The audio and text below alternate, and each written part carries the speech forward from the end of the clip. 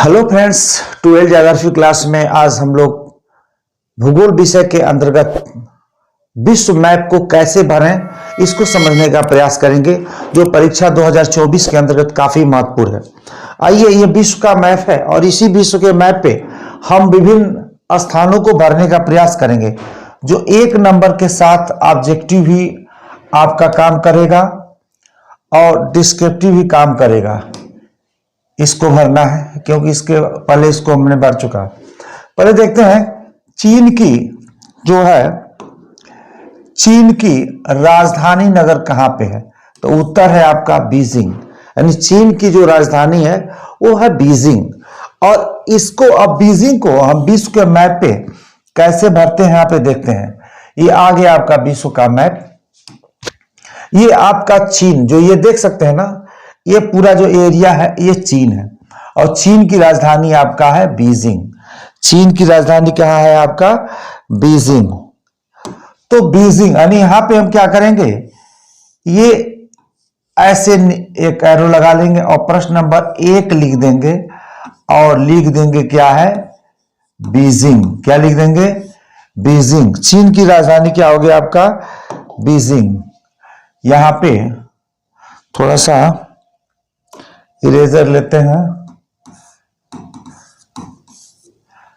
और ये हो गया प्रश्न नंबर 1, ये बीजिंग। तो ये चीन की राजधानी कहां पे है? बीजिंग है। 1 नंबर आपका सॉल्व हो गया। प्रश्न नंबर हम दूसरे की तरफ चलते हैं कि दूसरा में क्या पूछा हुआ है। ये वाला है जापान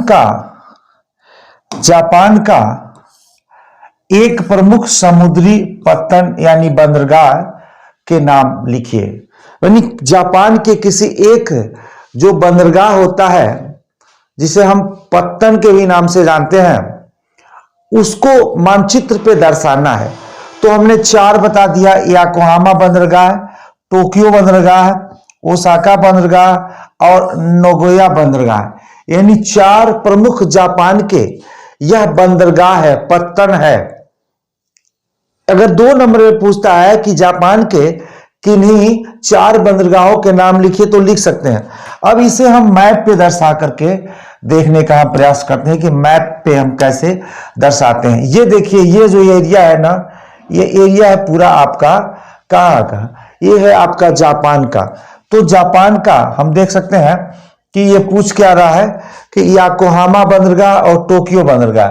तो आइए हम देखते हैं यहाँ पे, यानी ये आपका अगर हम बात करते हैं तो टोक्यो बंदरगाह हो जाएगा, यहाँ पे आपका योकोहामा बंदरगाह हो जाएगा, यहाँ पे आपका नागोया बंदरगाह हो जाएगा। एक ही को दर्शाना है। कोई पूछता अगर जापान में थोड़ा इधर उधर भी अगर आप एरो बना करके लिख देते हैं तो कोई दिक्कत नहीं है। तो ये जापान का बंदरगाह हो गया। जापान का कैपिटल भी पूछता है तो टोक्यो, यानी टोक्यो हम यहां लिख देंगे, जापान का टोक्यो। और हम बंदरगाह लिखते हैं तो योकोहामा बंदरगाह लिख दें हम, या नागोया बंदरगाह, मतलब एक ही लिखना है। हमने 4 आपको बता दिया है आपको समझने के लिए, तो 1 नंबर यहां भी आपका तैयार हो जाता है। नेक्स्ट हम चलते हैं प्रश्न के तरफ। नेक्स्ट क्या पूछ रहा है प्रश्न कि दक्षिण अमेरिका की एक प्रमुख नदी का नाम लिखिए। दक्षिण अमेरिका की एक प्रमुख नदी का नाम, तो ये अमेजन नदी है और ओरिनोको नदी है। 2 प्रमुख नदियों का हमने नाम लिख दिया है आपकी जानकारी के लिए। एक ही पर्याप्त है, लेकिन 2 है तो आपकी जानकारी के लिए हमने लिख दिया है। तो आप देख सकते हैं जो अमेजन नदी है, वो अमेजन जो नदी है वो समझिए कि यहीं से निकल करके ऐसे आपकी जाती है। तो हम क्या कर देंगे, अब यहां पे लिख देंगे क्या है, प्रश्न नंबर 3 हो जाएगा और हम लिख देंगे अमेजन नदी। क्या लिख देंगे? अमेजन नदी।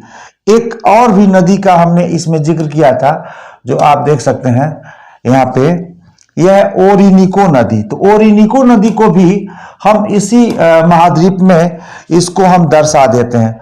ओरिनिको नदी आपका यहीं से समझिए कि ओरिनिको नदी ऐसे है, ओरिनिको नदी हम कह सकते हैं, इसको ऐसे लिख देते हैं, ओरिनिको नदी। ये भी कहां पे है? दक्षिण अमेरिका महाद्वीप में है। तो समझिए एक ही पूछेगा, हमने आपको दो दो बताया है ताकि आप एक भूल जाए तो एक आपका तैयार रहे। तो हमने देखा था यहाँ पे चीन की राजधानी बीजिंग, यहाँ पे टोक्यो जापान की राजधानी है, योकोहामा है, नगोया है, ये सब जापान के प्रमुख बंदरगाह हैं जो यहाँ पे एरो बना करके आप दर्शा करके नंबरिंग कर सकते हैं। नेक्स्ट चलते हैं कि प्रश्न नंबर, संयुक्त राज्य अमेरिका की राजधानी नगर कहाँ है?